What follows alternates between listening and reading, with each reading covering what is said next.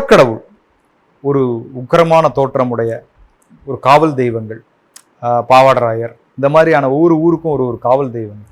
ஆனால் கருப்பர் அப்படிங்கிறது வந்து ஏகமாக எல்லா ஊர்களுக்கும் இருக்கும். எல்லா ஊர்களையும் பார்த்தீங்கன்னா இப்போ எங்கள் ஊர் கும்பகோணம், அங்கேயும் கருப்புசாமி இருக்கு. ஸோ இப்படி ஒரு சின்ன சின்ன பேர்கள் வேணால் மாறி இருக்கலாம். இப்போ இதில் படத்துலேயே வர மாதிரி இப்படி வேட்டக்கருப்பு, அந்த மாதிரி எல்லக்கருப்பு அப்படிங்கிற மாதிரி மாறி இருக்கலாமே தவிர இவர் பேர் 18ஆம் படி கருப்பு மதுரை இப்படி. ஆனால் கருப்பருங்கிற அந்த ஒரு தன்மையோட எல்லா அந்த தெய்வங்கள் நிறைய இடத்துல இருக்கும். ஸோ இவங்கெல்லாம் புறக்கடவுள். அதுவும் குறிப்பாக வந்து நான் வரலாற்றில் படிக்கும் பொழுது இவங்கெல்லாம் வந்து போர்க்களங்களுக்கு போகும்போது அந்த சமயத்தில் இந்த போருக்கு போகிற வீரர்கள் வழிபட்டு அவங்களுடைய எங்களுடைய இந்த வந்து வெற்றிக்கு நீ தான் துணையாக இருக்கணும் அப்படின்னு சொல்லி வழிபட்டு சத்தியம் பண்ணிட்டு போன ஒரு தெய்வங்களாக இந்த தெய்வங்கள் எல்லாம் போற்றி புகழ்கிறாங்க. ஸோ இது புறநானூற்றிலே வருது. புறநானூற்று சிலப்பதிகாரத்திலேயே வந்து இந்த காவல் தெய்வங்களுடைய முக்கியத்துவத்தை பற்றி இளங்கோவடிகளே எழுதுறாரு அங்கங்க.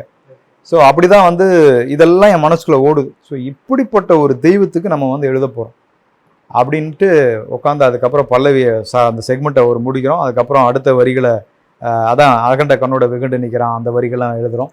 இதை முடிச்சுட்டு எனக்கு இந்த இடத்துல ரொம்ப முக்கியமான இந்த ஒரு இடம் வந்து பாலாஜி சொன்னாப்புல, சார் இது வந்து இந்த இடத்துல கருப்பரை வர்ணிக்கணும் சார், அவரை வர்ணிச்சு ஒரு இடம் வேணும். ரொம்ப இவ்வளோ பரபரப்பாக போயிட்டு இருக்கிற டியூன் அப்படியே ஸ்லோவாகி இப்போ அடுத்தது கிளைமேக்ஸ்க்கு போகுது, அதுக்கு முன்னால் அப்படியே சட்டுன்னு நிறுத்தி அவரை வர்ணிக்கணும். அப்போ என்ன சார் எழுதலாம் அப்படிங்கும்போது திருப்பி நான் அந்த ஃபோட்டோவை தான் பார்க்குறேன். அப்படி பரிவட்டம் கட்டி நிற்கிறார்.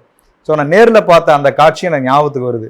நான் அப்போ அப்படியே வந்து 6 லைன் அப்படியே எழுதுனது தான். பட்டம் பரிவட்டம் நெத்தியில் சேர சந்தன காப்பு சக்தியும் சேர தொங்கும் சடமுடி ரத்தத்தில் ஆட அப்படின்னு சொல்லி முடிச்ச ஆளால கருப்பனை அப்படின்னு சொல்லி முடிக்கிறோம்.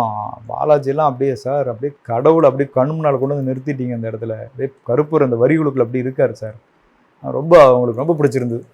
அதுக்கப்புறம் தான் முடிவில் தான் உயிர் வேட்டை நடத்திடவே வெட்டு பலியிட்டு பொறையாது பூ அப்படியே அந்த எண்டு. இதுதான் சார் சம்ஹாரமான போகிற இடம்.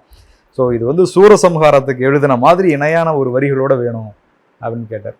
ஸோ அங்கே தான் அந்த எண்டுக்கு அந்த கிளைமேக்ஸ் எழுதி முடித்தோம்.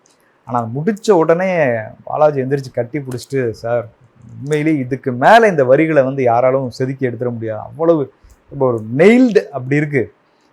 நிச்சயமாக என்னுடைய அனுமானம் இந்த படத்துக்கு வந்து இந்த பாட்டு எண்டில் வரும்போது இந்த காட்சியோடு பார்க்கும்போது தேட்டரில் கண்டிப்பாக எல்லாருக்கும் ஒரு அருள் வந்து ஒரு வைப்ரேஷன் ஏற்படும் சார் அப்படிங்கிற மாதிரி அப்போவே நாங்கள் பேசணும். தமிழகம் எங்கும் கிளைகள் கொண்ட Annamal institute of hotel management and hospital management படிப்பில் சேர்வதற்கான அட்மிஷன் நடைபெறுகிறது.